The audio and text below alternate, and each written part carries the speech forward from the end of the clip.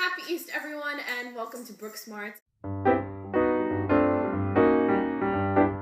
While reviewing John Green's Looking for Alaska, which is a fantastic but slightly depressing and also wonderful and all of so many emotions, because I live on my own, this is the first year I will not be celebrating Easter with my family, and it's actually, I guess, hitting me a little harder than I thought it would, so I thought it'd be a kind of a cool idea to do it instead of with my family in New York. Hello. To do it with the booktubing community, and I thought that'd be a cute idea, maybe, possibly, and I even put on an Easter spring-colored purple shirt for the occasion. So, yeah, let's get started. Welcome to my house. The book is divided into two parts, before and after. I'll get to what those mean later. In the before part of the book, we are introduced to Miles Halter, who later becomes known as Pudge. He's from Florida, Florida, and he is 16 years old, and he's going away to boarding school at Culver Creek in Alabama. I hate the invisible. Where he meets his roommate Chip, also known as the Colonel, and Chip's friend down the hall, Alaska. His roommate Chip is a genius. He's very serious, he's very calculative, and at first Pudge is pretty sure, and Chip is also the one who gives Miles the nickname Pudge, and Pudge is pretty sure they're not going to get along, but turns out they click right away, and after an incident, they become quite close. Alaska, on the other hand, I wrote down these notes for Alaska, and I described her as impulsive, profound, moody, sarcastic, loyal as all hell to her boyfriend, but can also be kind and thoughtful and silly. So she is quite the character. I took a liking to her pretty quickly. Then Pudge meets the Colonel and Alaska's friends. You have Takumi and Lara, and these two characters are a little, surprisingly for John Green, a little 2D, like two-dimensional, or, I mean, maybe I just don't get it, and I would hate that that's my perception of them. So if you have different perceptions, please let me know. Takumi is a lesser character, but he's brave and smart, funny, but also reserved. Lara is what is called a weekday warrior. She is a weekday warrior that they hang out with. She is sweet, a little shy. She's from Romania, and a weekday warrior is a person who's wealthy enough to go home on the weekends, so they live at the boarding school during the week and then go home to Birmingham on the weekends to engage in rich people things. Usually the Colonel has reservations about the weekday warriors, but there are a few he'll make exceptions for. Throughout the story, Pudge slowly begins to fall for Alaska, and Alaska shows interest, but she insists she loves her boyfriend far, far, far, far too much to really reciprocate. Oh, this is going to be so messy. To really reciprocate any of those feelings for Pudge. But she totally flirts with him. Everyone thinks that's just her impulsive nature. Basically, these five live to give hell to not only the weekday warriors, but the dean of students, who they call the Eagle. The Eagle, I think, is a fantastic character. I think that there is definite depth to the character that I wasn't expecting at all. He's a real hard ass, but there are parts where you can tell he's not mean. He doesn't hate the kids and is just a dean so he can tell kids what to do and bully them. He's not like that. There are parts of the book where you can tell he really, really does care about his kids and his job. The class most talked about in this novel is religious studies because it talks about life after death. What he's taught in that class comes into play a lot. They talk about the afterlife a lot.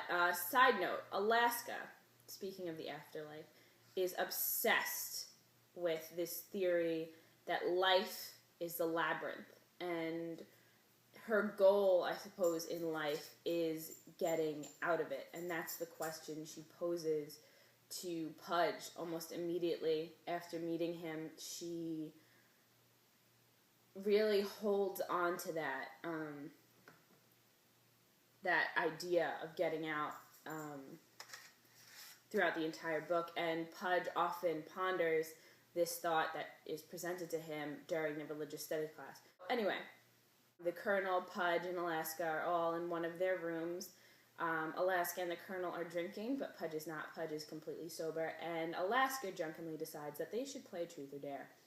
And the dare to Pudge is for Pudge to make out with her. And they make out, and Pudge feels all these amazing sorts of wonderful things, and then the payphone rings outside. So Alaska goes, because it's right by the room, and answers it, and she comes back in about 5 minutes later screaming that she needs to leave. She needs to get out, she needs to get out, she needs to get out. Alaska tells them to get out of her room, and Pudge says, "We left. We did not say, 'Don't drive, you're drunk.' We did not say, 'We are not letting you in that car when you are upset.' We did not say, 'We insist on going with you.' We did not say, 'This can wait until tomorrow.' Anything, everything can wait." I had said that I wasn't going to do spoilers, that wasn't my style, but this is a book that I really want to talk about. So if you don't want any more spoilers, just know something bad happens, and you should really read the book. Something terrible happens, as I mentioned. Alaska died that night, and the Colonel and Pudge go nuts trying to find out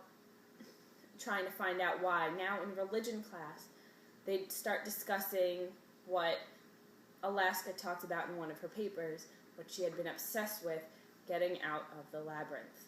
So begins the search for the escape from the labyrinth, the finding of peace, and where we go when we die. If we go anywhere, or if we just go poof. So I want to talk about the characters really quickly. I think they were perfectly flawed, just like real people. I didn't completely love any of the characters. I didn't completely hate one of the characters. I hated Pudge when he was so self-centered, but loved him for his devotion. Alaska could go from a beautiful, profound, kind soul to a moody bitch in seconds, and that ticked me off. The Colonel was rough around the edges and sometimes mean, but inside he was such a good person and such a caring friend. I really, really like the Colonel's character. I like that John Green, as I mentioned before, gave the Eagle some depth and how he did care for he showed that he cared for some of the kids. But I didn't like how two-dimensional Takumi and Lara were. I know they're supporting characters, but I thought there could be more to them.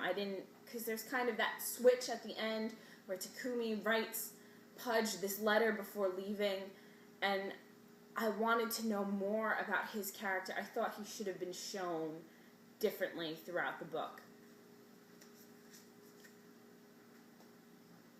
John Green's description of grief and the grieving process is palpable. You feel it. It hits you so hard and sinks in. He does not make profound, useless statements. Rather, he puts ideas together and weaves together words so carefully that they are just right and they just stick. For example, and this is probably rare that I'll actually do this, but just like that, from 100 miles an hour to sleep in a nanosecond. I wanted so badly to lie down next to her on the couch, to wrap my arms around her and sleep. Not fuck like in those movies, not even have sex. Just sleep together in the most innocent sense of the phrase. But I lacked the courage, and she had a boyfriend, and I was gawky, and she was gorgeous, and I was hopelessly boring, and she was endlessly fascinating. So I walked back to my room and collapsed on the bottom bunk, thinking that if people were rain, I was a drizzle, and she was a hurricane. And she was colder by the hour, more dead with every breath I took. I thought, this is fear. I have lost something important, and I cannot find it, and I need it. It is fear like if someone lost his glasses and went to the glasses store and they told him that the world had run out of glasses, and he would just have to do without. I lost my friend named Ty a couple of years ago, or almost, it'll be 2 years this October, and that was the first time I lost someone young. He was only 29. He didn't deserve to die. He shouldn't have died. So many people loved him, and he committed suicide. And I think that's one of the mysteries in the book, if Alaska did it purposely or if it was an accident. And it was that was the first moment that I was crying, sobbing, because I know exactly what that feels like, that you just can't imagine them not being there. You need that person for whatever reason. I can not only sympathize for, but empathize with Pudge, and I think that was the most appealing part of the book, is that it spoke to me, and it was almost like I was having a conversation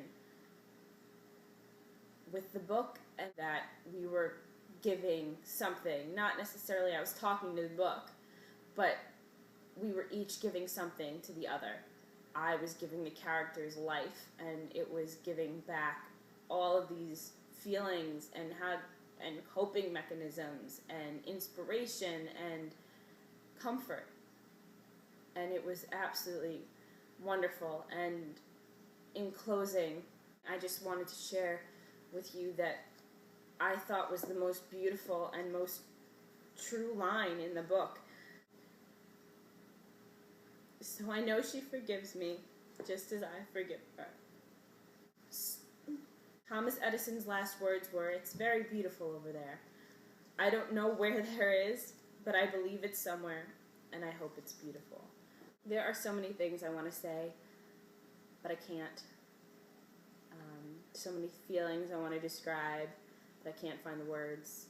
So I highly suggest reading Looking for Alaska. I really, really do. As John Green and his brother might say, DFTBA, guys. Happy Easter, and don't forget to be awesome. Bye.